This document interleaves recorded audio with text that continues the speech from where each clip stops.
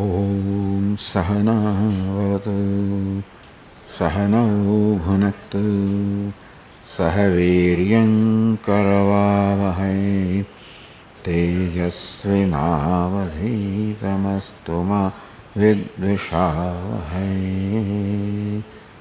ॐ शान्ति शान्ति शान्तिः। ॐ पूर्णमदः पूर्णमिदं पूर्णात् पूर्णमुदच्यते पूर्णस्य पूर्णमादाय पूर्णमेवावशिष्यते। ॐ शान्ति शान्ति शान्तिः। श्रुतिस्मृतिपुराणानाम् आलयं करुणालयं नमामि भगवत्पादं शङ्करं लोकशङ्करं शङ्करं शङ्कराचार्यं केशवं बादरायणं सूत्रभाष्यकृतौ वन्दे भगवन्तौ पुनः पुनः। ईश्वरो गुरुरात्मेति मूर्तिभेदविभागिने व्योमवद्व्याप्तदेहाय दक्षिणामूर्तये। सर्ववेदान्तसिद्धान्त गोचरं तमगोचरम् गोविन्दं परमानन्दं सद्गुरुं प्रणतोऽस्म्यहम्।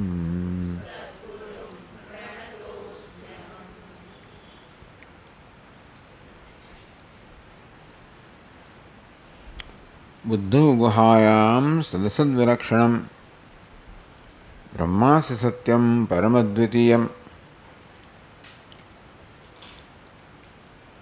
बुद्धौ गुहायाम आ बुद्धि रूपी गुफानी अंदर सदसद विलक्षणम परम अद्वितीयम ब्रह्म अस्ति सत्यम। परम अर्थात सर्वमर्यादा से पर अद्वितीय सत्य स्वरूप सत एंड असत स्थूल सूक्ष्म कार्य कारण असमग्र जगत विलक्षण वो ब्रह्म अपना हृदय गुहा में बुद्धि में अंतःकरण में परम अद्वितीय अस्ति।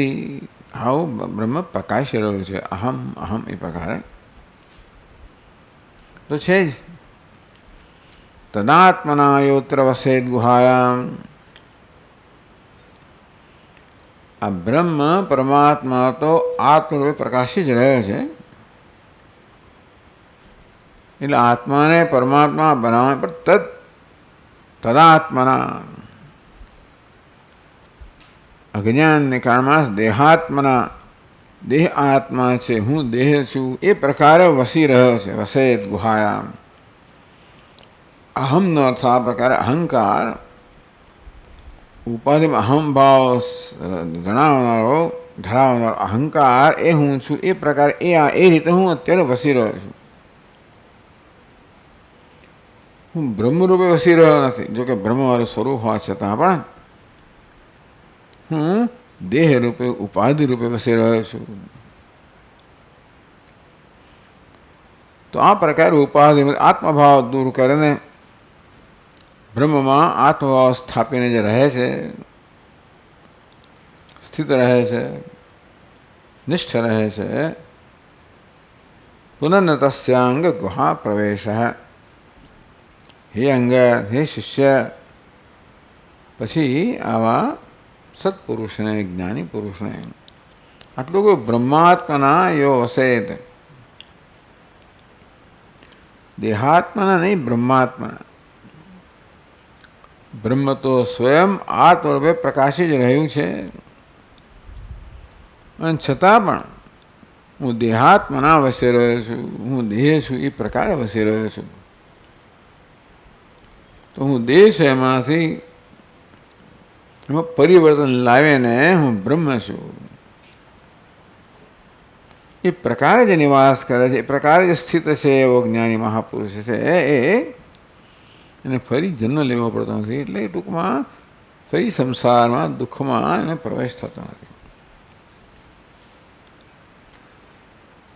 તો આ પ્રકારે બ્રહ્માત્મના યો વસેત, બ્રહ્મ સાથે ઐક્ય કે હું બ્રહ્મ છું એ પ્રકારે વસે, જે નિવાસ કરે છે, જે સ્થિત છે. અત્યારે જેવી રીતે હું દેહ છું, દેહાત્મામાં વસી રહ્યો છું, તે પ્રકારે બ્રહ્માત્માના જ્યારે વસી રહું.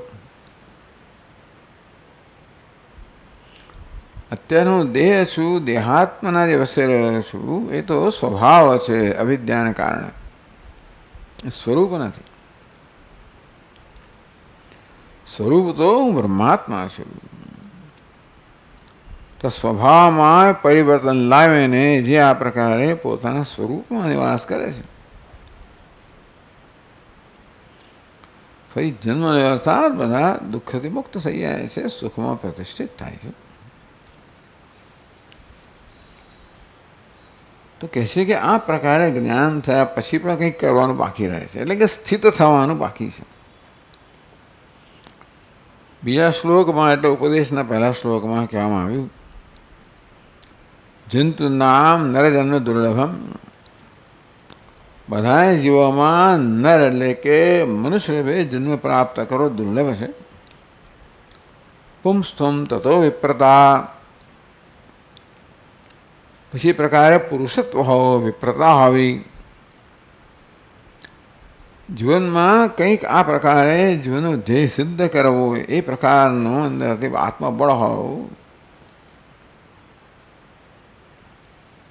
એ પ્રકારનો નિશ્ચય હોવો,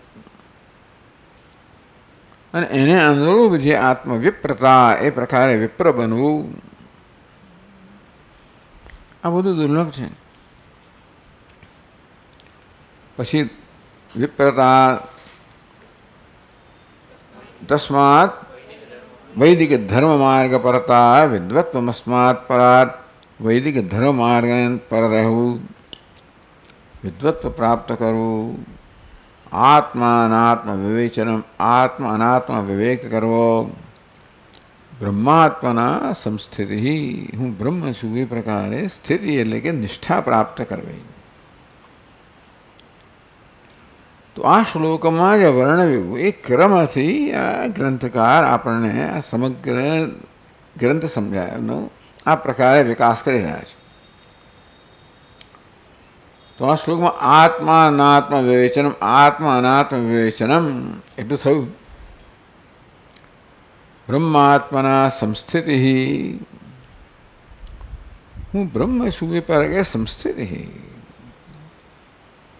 એ પ્રકારે સહજ સ્થિતિ.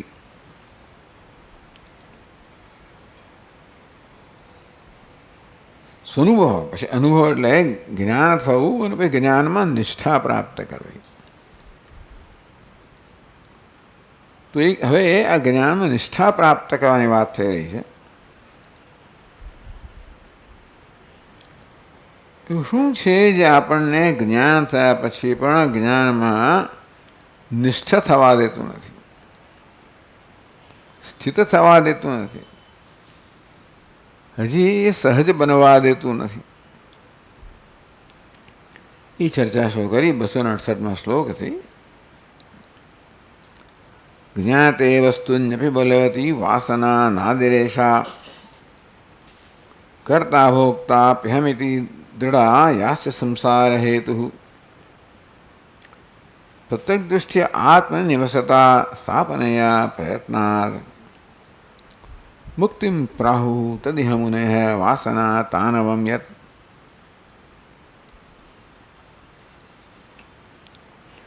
વાસના તાનવમ, તાનવમ તનુ કરવું, સૂક્ષ્મ કરવું. તો પૂરીને આપણે જેમ એમ ધીમે ખેંચતા જઈએ તેમ તેમ સૂક્ષ્મ થતી જાય, દીર્ઘ થતી જાય. સૂક્ષ્મ એ સૂક્ષ્મતા તાનવમ કહેવામાં આવે. તો વાસનાનું તાનવમ, વાસનાને ધીમે ધીમે સૂક્ષ્મ બનાવવી, પાતળી બનાવવી. બહુ જાડી હોય, દૃઢ હોય ત્યારે બંધન કરનારી હોય, ધીમે ધીમે સૂક્ષ્મ બનાવવી. અને આ રીતે વાસનાનું જે બળ છે એ બળને ક્ષીણ કરવું. ત્યાં સુધી કે વાસનામાં કોઈ પ્રકારનું બળ રહે જ નહીં. વાસના દેહાતો બુદ્ધિ. મૂળ વાસના શું છે? દેહાતો બુદ્ધિ. આત્માના અજ્ઞાનને કારણે દેહમાં અહમ બુદ્ધિ જન્મવી એ થઈ જ રહ્યું છે. ટૂંકમાં એ આપણે કરેલું નથી, એવું લઈને આવ્યા છે. એટલે અજ્ઞાનમાંથી આ દેહને આત્મા માનવાની જે બુદ્ધિ છે, જે આપણો ખ્યાલ છે, નિશ્ચય છે, ભ્રમ છે, એ અત્યંત દૃઢ થઈ ગયો છે. એટલે કે આપણો સ્વભાવ બની ગયો છે. અર્થાત કોઈ પ્રકારનો વિચાર કર્યા વગર જ આપણે દેહને આત્મા તરીકે લઈ જ લઈએ છીએ. સ્વરૂપ નથી, સ્વભાવ છે. આ સ્વભાવમાં પરિવર્તન આણવું. કેવી રીતે? દેહમાં આત્મબુદ્ધિથી આવું થયું તો પછી બ્રહ્મમાં આત્મબુદ્ધિ કરવી. એમ કરીને નવી વાસના ઉત્પન્ન કરવી બ્રહ્માત્મામાં. કેમ ઉત્પન્ન કરવી? અથવા તો બ્રહ્માત્માનું જ્ઞાન તો થયું, એ વાસના જન્માવી, એવી ટેવ જન્માવી. એટલે બ્રહ્મ આત્મા નિષ્ઠ બનવા દ્વારા ધીમે ધીમે ધીમે એના સંસ્કારને આપણે દ્રઢ બનાવવા. ત્યાં સુધી કે હું બ્રહ્મ છું એ પ્રકારની વાસના કહો, સ્વભાવ કહો, એ ધીમે ધીમે ધીમે એટલો બધો દૃઢ બની જાય કે આ દેહાત્મ વાસનાને દૂર કરી દે. તો બ્રહ્માત્મ વાસના જેમ જેમ પ્રબળ થતી જાય તેમ તેમ દેહાત્મ વાસનાને ક્ષીણ કરતી જાય. અંતે એવો સમય આવે જ્યારે બ્રહ્માત્મ વાસના જે છે એ, કારણ કે એ સ્વભાવ, એ સ્વરૂપ છે. એટલે ખરેખર આત્માનો સ્વભાવ છે કે સ્વરૂપ છે. અને માટે એ સહજ બની શકે. આ સ્વભાવ છે પેલું સહજ. આ સ્વભાવ સહજ હોય એવો જ લાગે છે અત્યારે, પણ સ્વભાવને બદલી શકાય, સ્વરૂપને ન બદલી શકાય. બધાને જરૂર પણ ના હોય. એટલે પ્રત્યેક દૃષ્ટિયા આત્મની નિવસતા. અત્યારે હું દેહમાં નિવાસ કરી રહ્યો છું, એટલે કે દેહને અહમ માનીને એ પ્રકારે હું જીવી રહ્યો છું. પ્રત્યેક દૃષ્ટિયા આત્મની નિવસતા. પ્રત્યેક દૃષ્ટિથી, અંતર્મુખતાથી, બ્રહ્મના આત્મદર્શનથી ધીમે ધીમે એમાં બ્રહ્મમાં આત્મામાં નિવાસ કરનાર વડે અથવા આત્મા નિવાસ કરવા દ્વારા આજે દેહમાં નિવાસ થવરૂપી જે વાસના છે, સ્વભાવ છે, એ ધીમે ધીમે ધીમે ક્ષીણ કરવો. સા અપનેયા પ્રયત્નાત, પ્રયત્ન માંગી લે છે. એટલે આ બધી સાધના બધી વસ્તુ પ્રયત્ન માંગી લે છે. વિવેક, વૈરાગ્ય, સમાધિ, સર્ક, સંપત્તિ પ્રયત્ન માંગી લે છે. શ્રવણ મનન પ્રયત્ન માંગી લે છે. નિધિધ્યાસન પ્રયત્ન માંગી લે છે. આ નિધિધ્યાસન છે. હમ બ્રહ્માસ્મિ એ પ્રકારની વૃત્તિ જે છે એ વૃત્તિને પ્રવાહ છે આપણે જન્માવવો. અત્યારે હું દેહ છું એ પ્રવાહ એની જાતે ચાલી રહ્યો છે આપણા પ્રયત્ન વગર. દેહ એટલે દેહ, સ્થૂળ દેહ, સૂક્ષ્મ દેહ, હું છું એ પ્રકારનો વૃત્તિ પ્રવાહ કહો એની જાતે ચાલી રહ્યો છે. તેમ બ્રહ્માસ્મિથી એ પ્રકારનો પ્રવાહ છે એ ધીમે ધીમે જાગૃત કરીને ત્યાં સ્થાપિત કરવો. એમ કરીને બ્રહ્માસ્મિ એ વૃત્તિ દૃઢ થતાં થતાં આ વૃત્તિને હટાવી દે. મુક્તિમ પ્રાહુ, અને આ તો બ્રહ્મ છું એ જ્ઞાનમાં હું દૃઢતા પ્રાપ્ત કરું, નિષ્ઠા પ્રાપ્ત કરું. મુક્તિમ પ્રાહુ તદિહ મુનય, મુનિઓ મહાપુરુષો અને મુક્તિ કહે છે. યદ વાસના તાનવ, આ પ્રકારે દેહાત બુદ્ધિની વાસના છે એને સૂક્ષ્મ બનાવીને નષ્ટ કરવી અને આ રીતે બ્રહ્માત્મામાં નિષ્ઠા પ્રાપ્ત કરવી, અને મહાપુરુષો મોક્ષ કહે છે.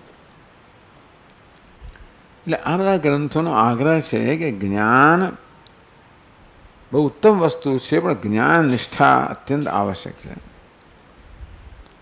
જીવન મુક્તિ વિવેકમાં બહુ વિસ્તારથી આ બધો આપણે અભ્યાસ કર્યો.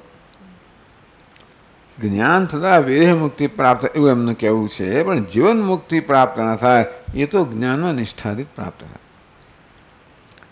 વિદેહ મુક્તિ પ્રાપ્ત થવાની તો આપણને જીવન મુક્તિનો પ્રશ્ન છે.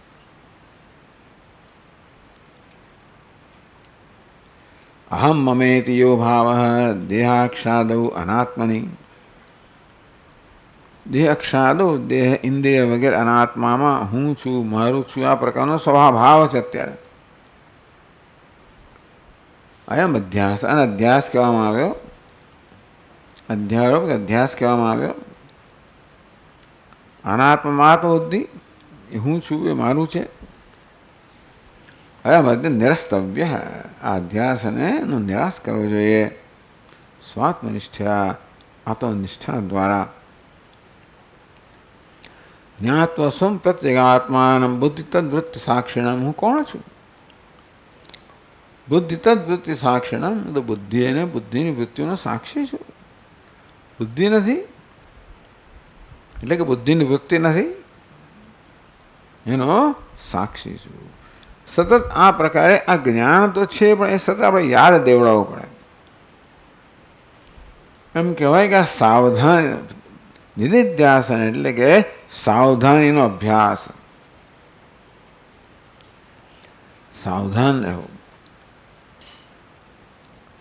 જે આપણે જ્ઞાન પ્રાપ્ત કર્યું છે એ જ્ઞાનની સભાન રહેવું.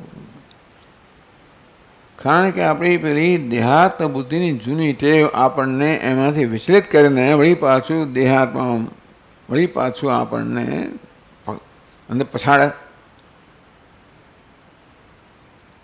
એટલે એવી કંઈ જ્ઞાન થયા પછી એટલી પ્રબળ આ બધી વસ્તુઓ હોય એની છતાં પણ આ ગ્રંથોમાં અને બધા ગ્રંથોમાં આ બધા લોકોએ જ્ઞાન થયા પછી પણ આધ્યાત્મ વાસનાને ઘણી પ્રબળ કરે એમ ગણાવી છે.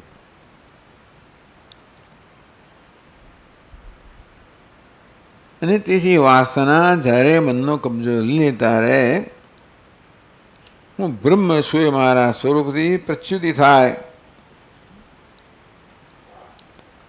એટલે કે એની સભાનતા જતી રહે. એટલે મારે સભાન રહું, બ્રહ્મ છું એ વસ્તુથી સભાન રહેવું. એ માટે ધ્યાનની આવશ્યકતા છે. કારણ કે ત્યારે બીજી કોઈ પ્રવૃત્તિ ના હોય, બીજી વસ્તુ મારા ધ્યાનને ખેંચી લેનારી ન હોય,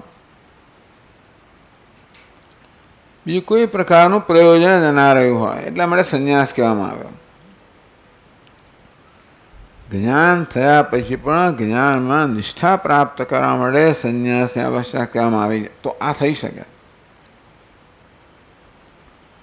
કોઈ પ્રકારની આપણા પર અનેક માગણી હોય, દબાણ હોય, તો પછી આપણે આમાં એવું ધ્યાન ના આપી શકીએ.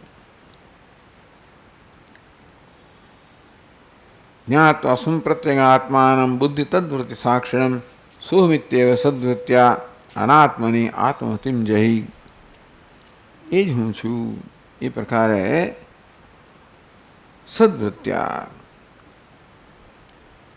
સદ્વૃત્તિથી, સાચી વૃત્તિથી, બ્રહ્મવૃત્તિથી હું દેહ છું એ પ્રકારે અનાત્મામાં જે આત્મબુદ્ધિ છે એનો ત્યાગ કરો. અર્થાત પોતાના સ્વરૂપથી સાવધાન રહીને મને જે ટેવ પડી ગઈ છે કે અનાત્મામાં આત્મબુદ્ધિ કરી લેવી, એમાંથી એ ટેવમાંથી બંધ મુક્ત કરવા માટે સાવધાની આવશ્યક છે કે હું બ્રહ્મ છું. પોતાના સ્વરૂપની સાવધાની દ્વારા મનને એ ટેવમાંથી, એ વલણમાંથી, વાસનામાંથી મુક્ત કરવું.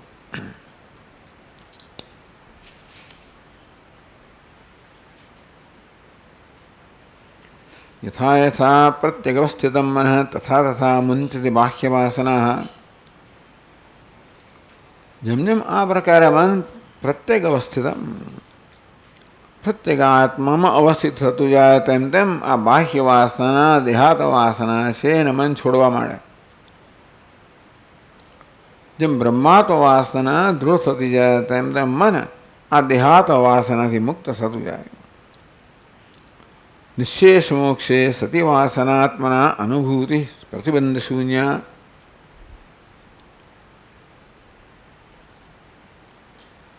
તો પછી નિશેષ મોક્ષે સતી વાસનાના, બધી વાસનાઓના પ્રકાર મોક્ષ એટલે બધી વાસનાઓ છૂટી ગઈ, મુક્તથી આપણે મુક્ત થઈ ગયા. તો પછી બ્રહ્મ છે એ પ્રકારની અનુભૂતિ કહો, એમાં નિષ્ઠા પ્રાપ્ત થાય. પ્રતિબંધ શૂન્ય. આ પ્રતિબંધ છે દેહાદ બુદ્ધિ, એ પ્રતિબંધ. આમ શ્રવણ, મનન, નિધિધ્યાસન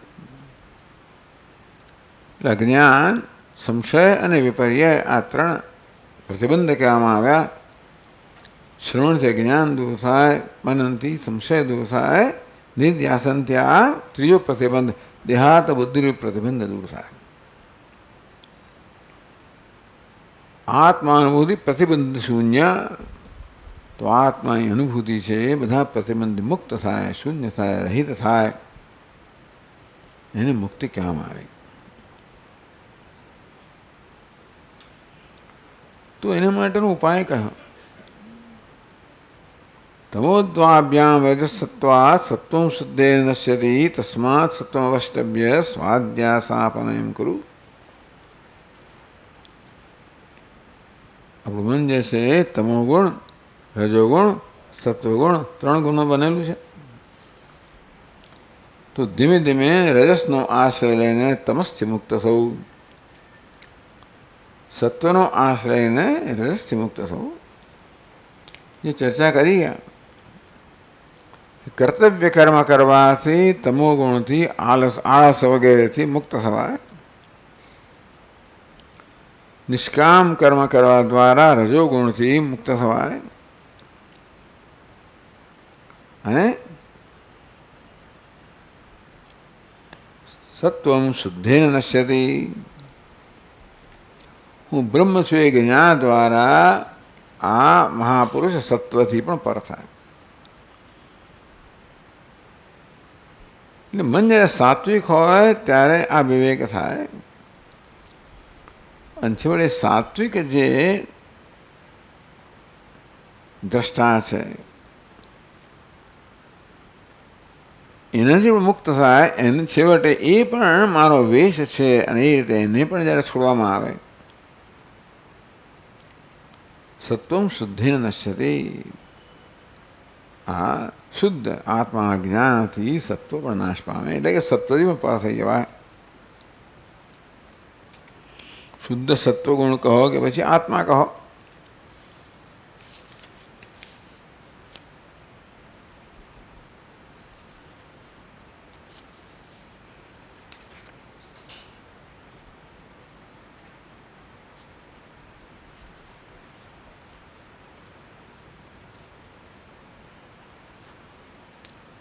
તો સતત અહમ એના સ્વરૂપથી સમાન રહેવું જોઈએ. આપણે જે બધું કહેવામાં આવ્યું ફરી પાછું આપણને કહેવામાં આવે છે.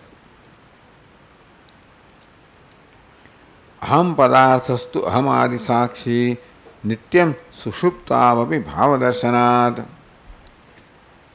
અહમ પદાર્થ, અહમ પદાર્થ. પદાર્થ પદ એટલે શબ્દનો અર્થ. અહમ પદાર્થ, અહમ શબ્દનો શું અર્થ છે? અત્યારે તો અહમ શબ્દ દ્વારા હું ધારો અહંકાર એમ સમજવું, દેહોમ એવું સમજ, પણ એ અહમ શબ્દનો વાસ્તવિક અર્થ શું છે? અહમ આદિ સાક્ષી. ત્યારે અહમની અંદર આ આત્મા અનાત્મા બંને ભળેલા હોય. હંમેશા અહમમાં પ્રત્યેક આત્મા સચ્ચિદાનંદ અહમ તો છે જ, એને તો ક્યારેય પણ બાધ ન જ કરી શકીએ. પણ જોડે જોડે આ દેહ વગેરે ભળેલું છે, તો કે એ અહમ શબ્દનો અર્થ નથી કે ભાઈ હું પુરુષો અહમ, સ્ત્રી અહમ વગેરે. એ અહમ શબ્દનો અર્થ નથી. જે માત્ર અહમ છે, અહમ આદિ સાક્ષી, અહંકારથી માંડીને દેહ સુધીના બધા આપણા વ્યક્તિત્વનો સર્વનો જે સાક્ષી છે, એ અહમ શબ્દનો મુખ્ય અર્થ છે. આ પ્રકારે કેવી રીતે પોતાના વિશે ચિંતન કરવું? હું કોણ છું? સાક્ષી છું. અરે અહંકારનો પણ સાક્ષી, ધ્યાતાનો પણ સાક્ષી. ધ્યાતા પણ નથી. ધ્યાતાના વાસ્તવિક સ્વરૂપનું ધ્યાન, જે માત્ર સાક્ષી ચૈતન્ય છું, નિત્ય છું. અર્થાત એ અહમનો ક્યારેય પણ બાધ થતો નથી. એ અહમ એની જે ધારા સતત જળવાઈ રહે, પ્રવાહ સતત જળવાઈ રહેતો હોય છે. સુષુપ્તો વિભાવ દર્શનાત, સુષુપ્તિમાં પણ અહમનો હવાપણું તો છે જ, બાકી બધો અભાવ છે સુષુપ્તિમાં. છતાં એ અભાવને પણ પ્રકાશિત કરનાર ભાવ સ્વરૂપ ચૈતન્ય જે છે, એ જ મારું વાસ્તવિક સ્વરૂપ છે, કે એનો ક્યારેય બાધ, એ નિત્ય બાધ થતો નથી. ભૂતે જો નિત્ય શ્રુતિ સ્વયં તત્પ્રત્યેગાત્મા સદા. તો આ પ્રકારે અહમના ધ્યાન માટેની પદ્ધતિ બતાવે છે કે અહમ હું કોણ છું? તો કે નિત્ય છું, માત્ર સાક્ષી છું, પ્રકાશક છું. સાક્ષી શબ્દનો મુખ્ય અર્થ નહીં, જે સાક્ષ્ય કરતા ભિન્ન એવો સાક્ષ્ય નહીં, પરંતુ સાક્ષીપણું પણ નથી, માત્ર પ્રકાશક છું, અભાષક છું, પ્રકાશ સ્વરૂપ છું. વિકારિણામ સર્વવિકાર વેત્તા, નિર્વિકાર છું, બધા જ વિકારોને પ્રકાશિત કરનાર છું. અતોભિમાનમ તેજ માંસ પિંડે, મારે હે શિષ્ય, આ માંસ પિંડમાં અભિમાન અહમભાવનો ત્યાગ કર. પિંડાભિમાનીને આપી શુદ્ધિ કલ્પિતે અભિમાનમ ત્યજ. માંસ પિંડમાં દેહમાં તો અભિમાનનો ત્યાગ, અહમ બુદ્ધિનો ત્યાગ કર. પછી ત્યાગ કરનારનો ત્યાગ કર. પહેલા હું સાક્ષી છું, એ પ્રકારે આ જે સાક્ષ્ય છે, અનાત્મા છે, અચેતન છે, એમાં અભિમાનનો અહમ બુદ્ધિનો ત્યાગ કર. પછી હું ત્યાગ કરનાર છું, કે ત્યાગ કરનારનો પણ ત્યાગ, એટલે ત્યાગ કરનાર એ પ્રકારનો વેશ પણ મારો નથી. એ સૂક્ષ્મ વેશ છે. સાક્ષી એ સૂક્ષ્મ વેશ છે. સાક્ષીને સાક્ષીપણાનો ત્યાગ કર. બધાનો ત્યાગ થઈ, જે અહમ એટલે કે ચૈતન્યનો ત્યાગ તો થઈ જ ના શકે. એમાં ત્યાગ યોગ્ય અંશ છે, એનો ત્યાગ. હું ત્યાગ કરનાર છું, તો કે ત્યાગ કરનાર પણ તું નથી. ત્યાગ કરનાર છે, જેનો ત્યાગ થયો એના કરતાં ભિન્ન હોય, તો કે હું સર્વનો સમાવેશ કરનાર છું. મહત્વનું વસ્તુ એ છે કે એક બાજુ આપણે કહીએ હું બધાથી ભિન્ન છું, પણ કશું મારાથી ભિન્ન નથી. સમજ પડી ને? હું ભિન્ન છું એટલે બધા સાથે ભેદભાવથી જુદો રહેનાર, બધાથી જુદો છું એટલે વિલક્ષણ છું. કિસી વસ્તુની મર્યાદા કહો, વિકાર કહો, મલિનતામાં સ્પર્શતી નથી. સાથે સાથે હું કશાનો વિરોધી નથી, બધાનો સમાવેશ કરનાર છું. કશી વસ્તુ મારાથી મુક્ત નથી, મારાથી ભિન્ન નથી. હું બધાથી ભિન્ન છું. B is equal to A is not equal to B. જે અભિનેતા છે એ ભિખારીથી ભિન્ન છે, પણ ભિખારી અભિનેતાથી ભિન્ન નથી. અભિનેતા ભિખારીનો રાજા બધાનો સમાવેશ કરનાર, બધા કદાચ જુદો છે, બધામાં વ્યાપ્ત છે અને છતાં બધાનો સમાવેશ કરનાર છે. આ પ્રકાર અદ્વિતીયત્વ શીખવે છે. હું બધા કરતા ભિન્ન હોઉં એવું જો અંતિમ જ્ઞાન છે, તો જેનાથી ભિન્ન છું હું બીજા કરતાં ભિન્ન રહી જવું, અને તો પછી એ ભેદભાવ તો રહી જાય. હા, બધાથી ભિન્ન છું કઈ રીતે? આ બધાના કોઈ વિકારો કહો, મર્યાદાઓ કહો, કશી વસ્તુ મને સ્પર્શતી નથી, એ તો ભિન્ન છું. પણ કશું મારાથી ભિન્ન નથી એટલે બધી વસ્તુનો હું સમાવેશ કરું છું. એ બધાને આવરી લેવા છતાં બધાથી મુક્ત છું. આકાશ બધાને વ્યાપ્ત કરે છતાં પણ કોઈ પ્રકારની અશુદ્ધિથી લેપાતું નથી. હું ચૈતન્ય બધાને પ્રકાશિત કરનાર છું, બધાનો સમાવેશ કરનાર છું, છતાં કશાયથી લેપાયમાન નથી. હું સર્વથી ભિન્ન છું, વિલક્ષણ છું, કશી વસ્તુ મારાથી ભિન્ન નથી.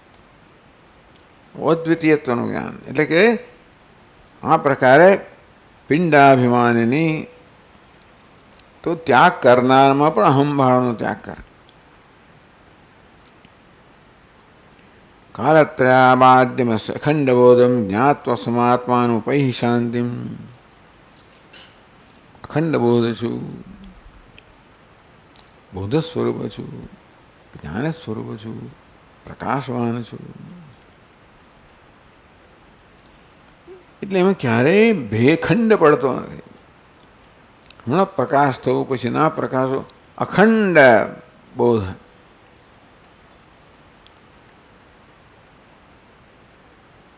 સ્વાત્માનું ઉપૈ શાંતિ. આ પ્રકારે જાણે ને તો શાંતિને પ્રાપ્ત કરે. અશાંતિનું ભેદભાવ હોય તો અશાંતિનું કારણ છે. કશી વસ્તુ મારાથી ભિન્ન હોય તે વસ્તુ મને મર્યાદિત કરે.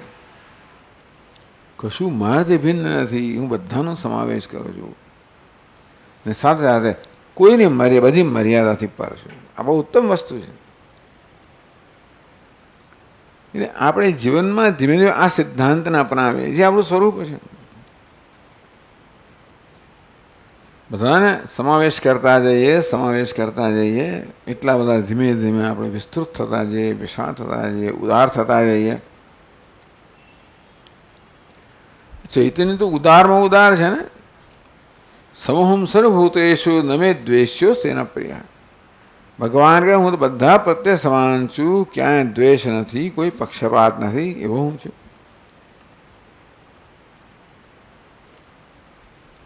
એટલો જ્ઞાની પુરુષ એવો છે જેને ક્યાંય પક્ષપાત નથી, દ્વેષ નથી, બધાને તો ભાઈ પ્રેમ છે. શું છે? ઉદાસીનતા નથી. ઉપૈ શાંતિ. આ પ્રકારે તું શાંતિને પ્રાપ્ત કર. બધા પ્રકારના અનર્થમાંથી, સંઘર્ષમાંથી મુક્તિ પ્રાપ્ત કર. શાંતિ કહો, મોક્ષ કહો, અહીં પ્રાપ્ત કર. જે એક જ વસ્તુ મનુષ્ય ઈચ્છી રહ્યો છે. એટલે આપણે જે ઈચ્છી રહ્યા છીએ એને કેમ પ્રાપ્ત કરવું, આમ જીવનને કેમ સફળ બનાવવું, એનો ઉપદેશ છે.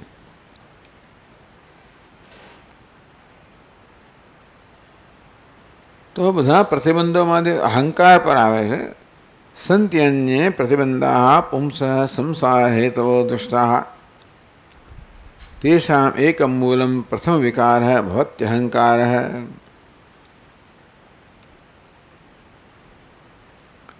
બીજા બધા કદાચ અનેક બંધન આપણે જણાતા હોય, બધાનું મૂળ તો અહંકારમાં છે. અહંકાર એટલે ઘમંડ અને અહંકાર નથી કહેતા, એ તો આવી જાય અંદર. પણ અહંકાર એટલે અનાત્મામાં આત્મબુદ્ધિ, દેહમાં અહમ ભાવને અહંકાર કહેવામાં આવે. એટલે અહંકારનો અર્થ આપણે ગર્વ કહેતા હોઈએ, ઘમંડ કહેતા હોઈએ, એવું થાય. પણ અહીં તો એથી પણ વધારે સૂક્ષ્મ ઉપાધિમાં અહમ બુદ્ધિને અહંકાર કહેવામાં. એ જ બધાનું પછી અહંકાર હોય, પછી એમાં ઉપાધિમાં અહંકાર હોય, મમકાર હોય, રાગ હોય, દ્વેષ હોય. ઈચ્છા હોય, કર્મ હોય, કર્મફળ હોય, આ બધી સમગ્ર પરંપરા જે છે, આ પ્રવાહ જે છે એનું મૂળ તો અવિદ્યા. એ અવિદ્યાની પહેલી અભિવ્યક્તિ અહંકારમાં છે. હું પણ, વ્યક્તિત્વ પણ, હું પણ, જે આ વ્યક્તિગત ઉપાધિમાં અહમભાવ જન્મનારો ખ્યાલ છે, એને એ સૌથી એ બધાનું મૂળ છે.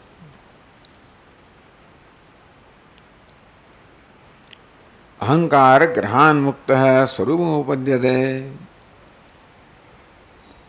અહંકાર ગ્રહ છે, ગજગ્રાહ. જેમ પેલા ગજને ગ્રાહે પકડી લીધો,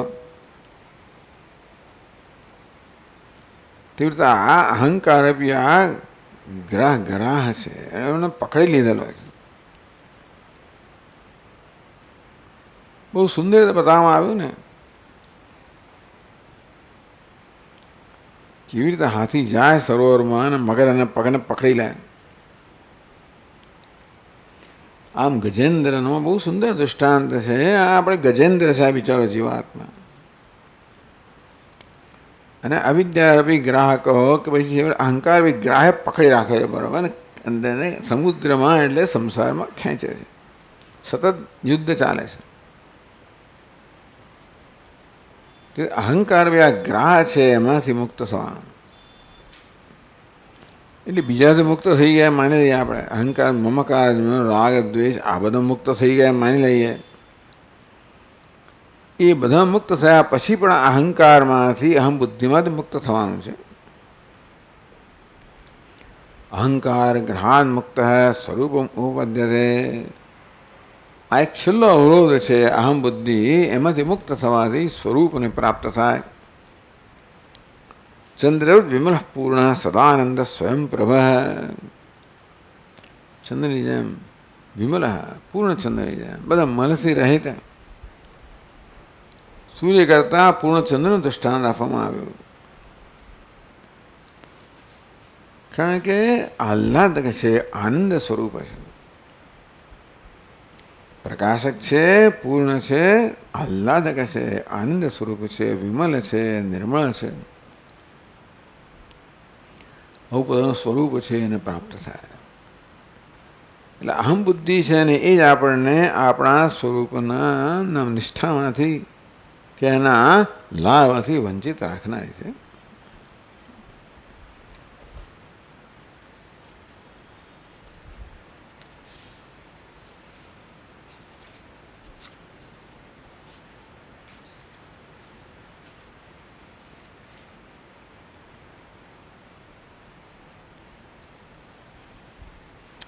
સદૈક રૂપસ્ય ચિદાત્મનઃ વિભોઃ આનંદમૂર્તે અનવદ્ય કીર્તે. તો હું કોણ છું? સદા એક રૂપસ્ય ચિદાત્મનઃ, હું ચિદાત્મા છું, વિભુ છું, આનંદમૂર્તિ છું, અનવદ્ય કીર્તિ, નિર્દોષ કીર્તિવાળો છું. રઘુવર બિમલ જશો. ભગવાન રઘુ જશ કેવો, યશ વિમળ છે, વિમળ કીર્તિવાળો છું. આવો હું કેવી રીતે સંસાર આવી શકે? નૈવાન્યથા કાપે વિકારણસ્તે વિનાહમધ્યાસમુષ્ય સંસ્કૃતિ. આત્માનો સંસાર હોય ના શકે. એક જ રીત છે, અધ્યાસને કારણે, ઉપાધિમાં અહમભાવને કારણે જે સ્વભાવ થઈ ગયો છે, જેમાંથી અહમ બુદ્ધિ જન્મે છે, જેમાંથી બાકીના બધા અનેક અનર્થો જન્મે છે. અહમ બુદ્ધિ વગર કેવી રીતે જ અનંત છે ને અંતવાન કેમ બનાવી દે, પૂર્ણને અપૂર્ણ જાણે કેમ બનાવી દે, અનવદ્ય છે નિર્દોષને કેવી રીતે દૂષિત બનાવી દે. બધી જ મર્યાદાઓ, બધા જ દોષ, બધી જ વસ્તુ ઉપાધિમાં છે. અહમભાવને કારણે જે નિર્દોષ છે દૂષિત બની જાય, પૂર્ણ જાણે કે અપૂર્ણ બની જાય, આનંદ સ્વરૂપ દુઃખી બની જાય. વિચાર કરો, આ પ્રકારે પોતાના સ્વરૂપથી અત્યંત વિપરીત બધા ખ્યાલો જન્મે. બની નથી જતો, માત્ર ભ્રમ ધરાવે છે. ભ્રમ જે છે આ રીતે આપણને છીએ અને વિપરીત જાણે છે એવી પ્રકારનો ખ્યાલ જન્માવે છે, એવો ભ્રમ જન્મ્યો,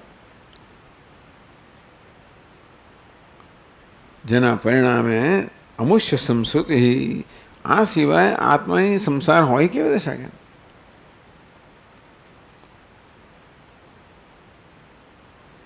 નુગૃહ્યસ્ત્રો અહમોકાશ ક્વચિન્ન દેયો વિષયાનુચિંતયા.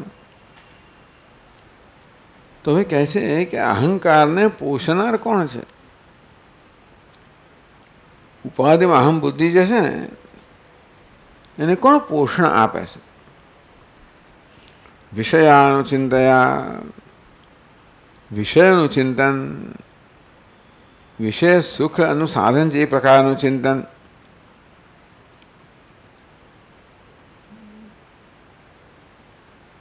કહે છે કે આ વિષયનું ચિંતન છે મનને બહિર્મુખ બનાવવા દ્વારા વળી પાછા અહંકારને દ્રઢ બનાવે છે. એટલે અહંકારમાંથી મુક્ત થવા માટે આપણને એક ઉપાય બતાવવામાં આવ્યો, જે ઉપાય આપણે અપનાવી શકીએ. વિષયાનું ચિંતનમ.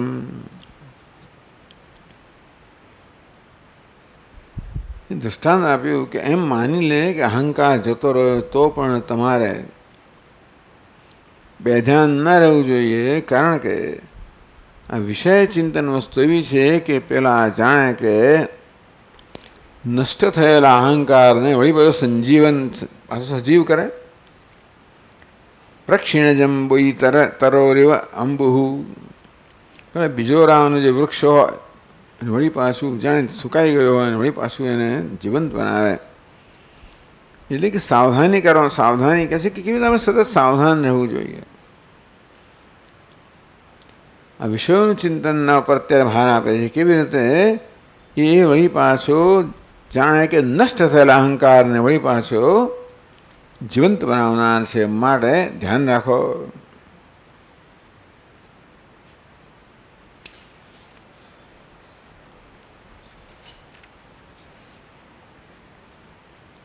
તો 313મા શ્લોકમાં સરસ આપણને એક પદ્ધતિ બતાવવામાં આવી, પ્રક્રિયા બતાવવામાં આવી. કાર્ય પ્રવર્ધનાત બીજ પ્રવૃત્તિ પરિદૃશ્યતે, કાયનાશાત બીજનાશ તસ્માત કાર્યમ નિરોધેત. અહંકાર છે ને એ તો આપણે સૂક્ષ્મ છે, જાણી ના શકીએ, એટલે એને પકડી ના શકીએ. પણ અહંકારમાંથી વસ્તુ જન્મે છે ને એને સમાન બની એને પકડી શકીએ, એનાથી મુક્ત થઈ શકીએ. એક કારણ છે, બીજું કાર્ય છે. તો દૃષ્ટાંત આપવામાં આવ્યું કે કારણ તો છે ને, જે કે પેલું બીજ હોય તો જમીનમાં હોય, અવ્યક્ત હોય, એ તો આપણને વ્યક્ત નથી, એને પહોંચી શકતા નથી. પરંતુ એ બીજ છે ને એ પહેલાં અંકુરના રૂપમાં પરિણત થાય. અંકુરમાંથી પછી છોડ, પછી વૃક્ષ બને, એમાંથી ફળ, એમાંથી બીજા બીજ આવે. તો શું કરવું જોઈએ કે આ કાર્ય છે ને એનો નાશ કરવો જોઈએ. પેલા બીજને કંઈ ના કરી શકતા હો તો બીજમાંથી જે કાર્ય જન્મ્યું, વૃક્ષ જન્મ્યું, એનો નાશ કરો તો પછી નવા બીજ જન્મે નહીં. કાર્ય પ્રવર્તનાત બીજ પ્રવૃત્તિ પરિદૃશ્યતે. જેમ વૃક્ષ મોટું થતું જાય, એમાં અનેક ફળ આવતા જાય, તેમનો અનેક બધા બીજ આવતા જાય, એવું આપણે જોઈએ છીએ. કાર્યનાશાત બીજનાશાત. તેથી કાર્યનો નાશ કરો, વૃક્ષનો નાશ કરો તો નવા ફળ ન જન્મે, નવા બીજ ના જન્મે. અને આ પ્રકારે આ પ્રક્રિયા છે એને આપણે રોકી શકીએ. આ એક સામાન્ય નિયમ કયો. વાસના વૃત્તિત કાર્યમ કાર્યવૃદ્ધ્યા ચ વાસના. અહીં ભાઈ કારણ કયું છે? બીજ તો કે વાસના, દેહાત બુદ્ધિ વાસના.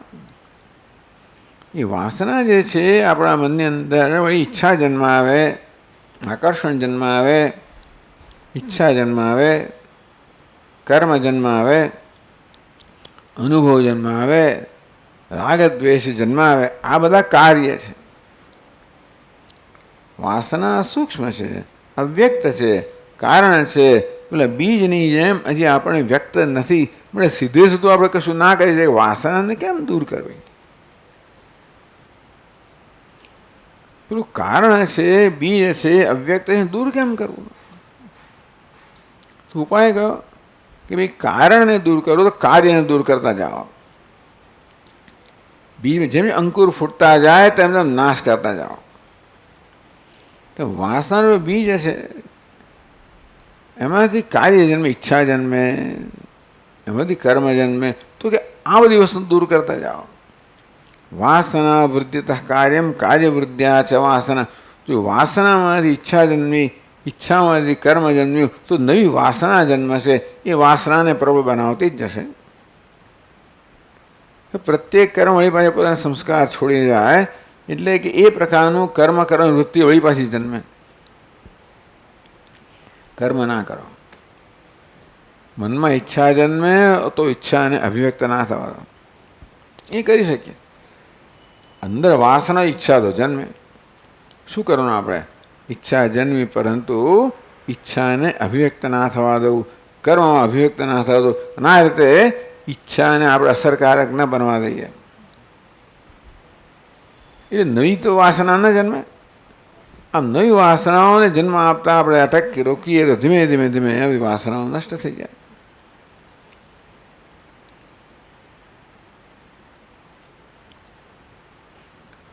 ક્રિયાનાશે ભવે ચિંતા નાશો સ્માદ વાસનાક્ષય. કર્મ ના કરીએ તો વળી પાછી નવી વાસના ન જન્મે. નવી વાસના ન જન્મે તો નવું ચિંતન ના જન્મે. નવું ચિંતન ના જન્મે તો નવી ઈચ્છાઓ ન જન્મે. આ પ્રકારે આપણે શું કરી શકીએ? આપણા હાથમાં શું છે? કર્મ ન કરવું આપણા હાથમાં છે. વાસનાને કારણે ઈચ્છા જન્મે તો પણ ઈચ્છાને કર્મ દ્વારા અભિવ્યક્ત ન થવા દેવી. ત્યાં આપણે સંકલ્પ, વાસનામાં આપણે કંઈ ના, ઈચ્છા જન્મે એમાં કંઈ ના કરી શકીએ. પણ ઈચ્છા ક્યારે બળવતી બને? જ્યારે ઈચ્છાને કર્મમાં અભિવ્યક્ત કરવામાં. તો કે એ ન કરવું. ક્રિયાનાશે ભવે ચિંતાનાશ. તો ક્રિયાનો કર્મનો નાશ કરવું એટલે કે વાસનાને ઈચ્છાને કર્મ દ્વારા વ્યક્ત ન થવા દઉં. તો એ કર્મને કારણે નવી ચિંતન જન્મવાનું તો એ ન જન્મે, નવી વાસના ન જન્મે. આમ ધીમે ધીમે આપણે ક્રિયાને રોકવાથી ધીમે ધીમે આપણે વાસનાનો ક્ષય કરતા જઈએ. ઈચ્છા જન્મી ત્યાં જ રોકી દો. વાસના પ્રક્ષય મોક્ષ એમ કરવાથી, એટલે ટૂંકમાં આ દમથી આપણે ધીમે શમ પ્રાપ્ત કરી શકીએ. શમનો અર્થ શું છે? એમાં ઈચ્છા જ ન જન્મે. દમ એટલે શું? ઈચ્છાને વ્યક્ત ના થવા દઈએ. આ પ્રકારે દમન દ્વારા ધીમે ધીમે આપણે શમ પ્રાપ્ત કરી શકીએ.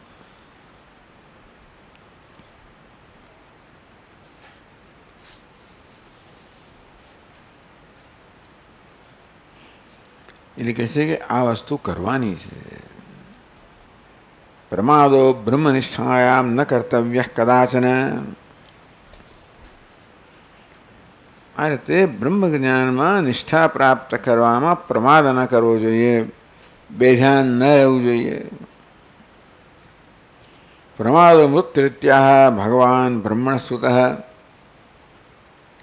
સનત સુજાતીયમાં કહેવામાં આવ્યું, પ્રમાદો વય મૃત્યુરહમ બ્રવીમી. બ્રહ્મણ ભગવાન, બ્રહ્મણ સુત ભગવાન, બ્રહ્માજીના પુત્ર ભગવાન સનત સુજાતે કહ્યું કે પ્રમાદ એ મૃત્યુ છે. જે કરવું છે એના કરતાં બીજું કરવું નામ પ્રમાદ. ન પ્રમાદાનર્થોન્યો જ્ઞાનીન સ્વસ્વરૂપતઃ. એટલે જ્ઞાની માટે જ્ઞાન પ્રાપ્ત કર્યા પછી પ્રમાદ કરવો, નિષ્ઠા ન પ્રાપ્ત કરવી અને એ પ્રકારે બે ધ્યાન રહેવું, એનાથી મહાન અનર્થ કોઈ નથી.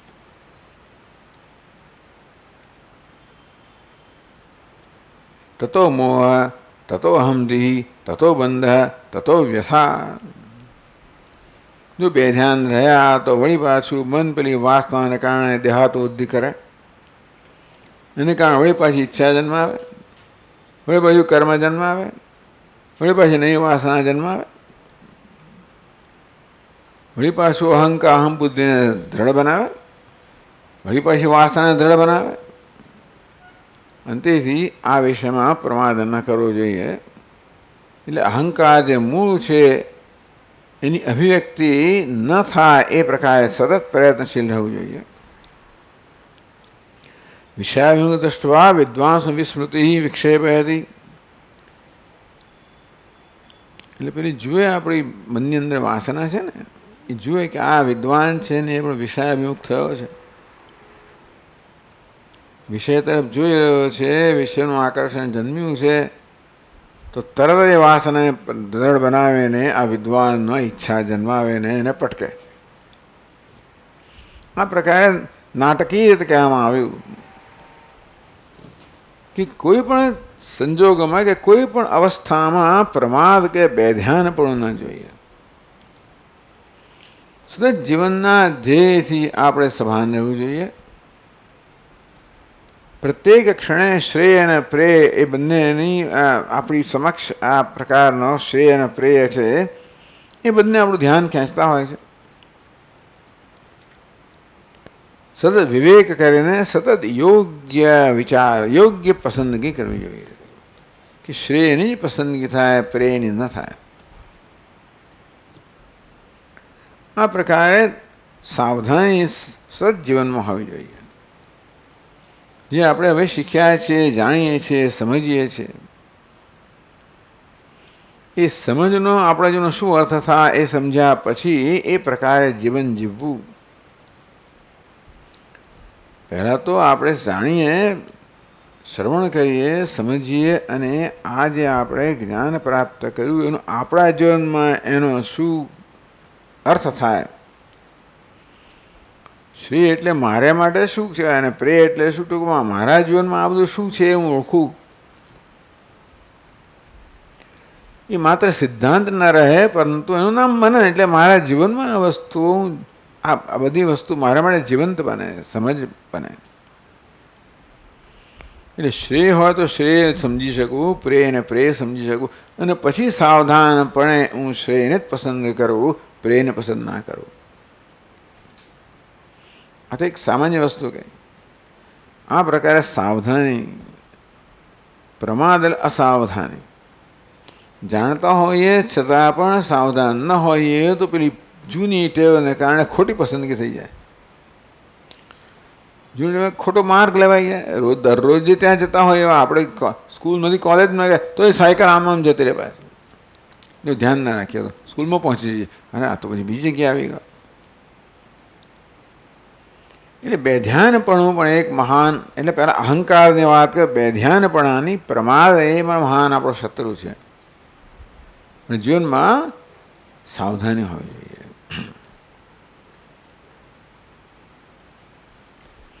નહીં તો શું થાય કહે છે, વિશેષુ આવિશશ્ચેત સંકલ્પ તદ્ગુણાન.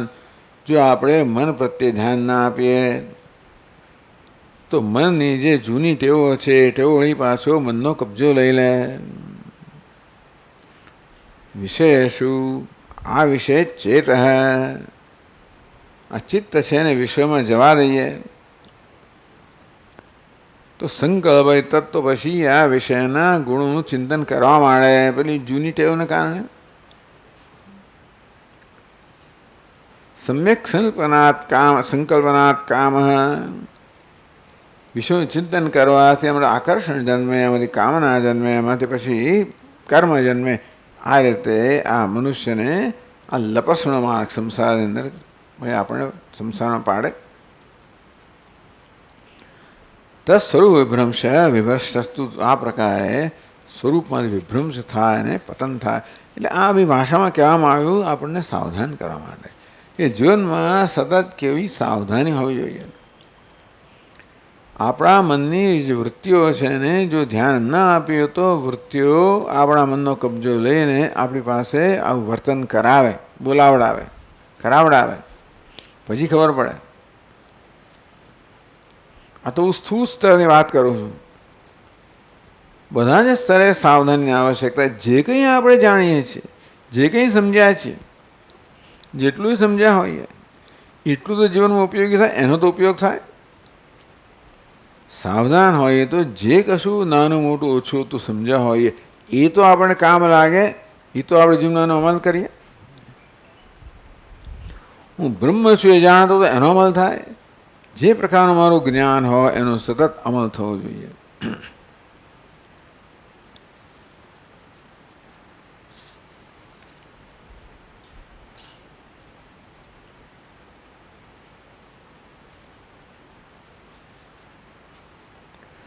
અત પ્રમાદા ન પરોસ્તિ મૃત્યુ વિવેકીનો બ્રહ્મવેદ સમાધવ. માટે આ વિવેકી માટે, બ્રહ્મજ્ઞાની માટે પ્રમાદથી વધીને કોઈ મોટો શત્રુ નથી. બે ધ્યાન પણ બેદરકારીથી વધીને કોઈ મોટો શત્રુ નથી. હવે સમાધિની વાત કરીએ. સતત બ્રહ્મમાં આપણે નિષ્ઠ રહેવાનો સતત પ્રયત્ન થવો જોઈએ. મેં કોઈ પ્રમાણે જે કંઈ આપણું જ્ઞાન હોય આ ક્ષણે એમાં એને આપણે જીવનમાં ઉતારવાનો, એ પ્રકારે જીવન જીવવાનો સતત પ્રયત્ન થવો જોઈએ. ટૂંકમાં આપણે માત્ર સમજ્યા છે પર્યાપ્ત નથી, પણ એ સમજ આપણા જીવનમાં ઉતારવી જોઈએ. અને સાવધાની એટલા માટે કે પેલી જૂની ખોટી સમજ છે, એના સંસ્કાર એવા છે કે જો આપણે સાવધાન ન હોઈએ તો એ સંસ્કાર આપણા મનને ખેંચી જાય, આપણી પાસે વિપરીત વર્તન કરાવે, એમ કરીને આપણું પતન કરે. સમાહિત સિદ્ધિમુપૈ સમ્યક સમાહિત આત્મા ભવ સાધાન. માટે જે સમાહિત છે, સાવધાન છે, એકાગ્ર ચિત્ત છે, સમ્યક સિદ્ધિમુપૈથી એ સિદ્ધિને પ્રાપ્ત કરે છે. સમાહિત આત્મા ભવ સાધવાન. સાવધાન બન, સમાહિત બન, એકાગ્ર ચિત્ત બન. ટૂંકમાં સાવધાની શીખવે છે આપણને. પ્રમાદ એટલે અસાવધાની, અને સાવધાની એના માટેનો ઉપાય થયો નિધિધ્યાસ એટલે સાવધાની. સરળ અર્થ કરવો હોય તો પોતાના સ્વરૂપ વિશેની સાવધાની, પણ ટૂંકમાં પોતાના જ્ઞાન વિશેની, સમજ વિશેની સાવધાની. એટલા માટે જે કે આપણે શ્રવણ કરીને સ્પષ્ટતા પ્રાપ્ત કરવી જોઈએ, એને સ્પષ્ટ રીતે સમજવું જોઈએ, અને આપણા જીવનમાં એનો શું અર્થ થાય એ સમજવું જોઈએ, અને પછી આપણે એનો અમલ કરવો જોઈએ. અમલ કરવામાં સમજ જોઈએ અને સાવધાની જોઈએ.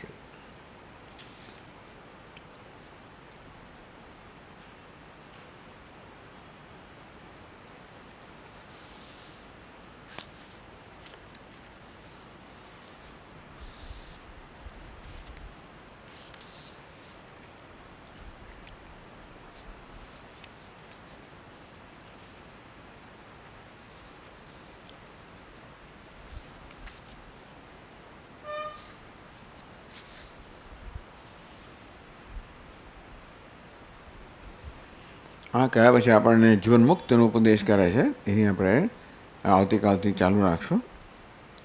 અંતર્બહિ સ્વમ સ્થિર જંગમેશુ જ્ઞાનાત્મના ધારતયા વિલોક્ય ત્યક્ત્યાખિલોપાય અખંડ રૂપ પૂર્ણાત્મના યસ્સ સ્થિત એશ મુક્ત.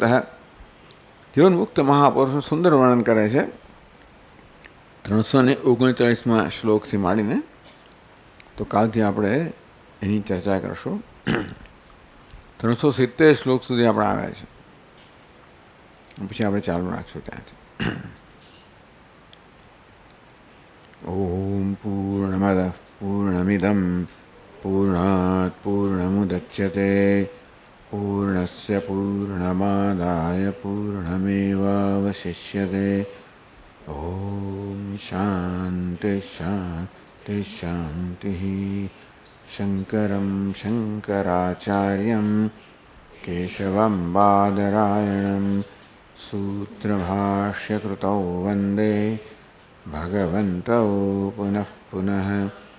ઈશ્વરો ગુરુરાત્મેતિ મૂર્તિભેદવિભાગિને વ્યોમવદ્વ્યાપ્તદેહાય દક્ષિણામૂર્તયે નમઃ.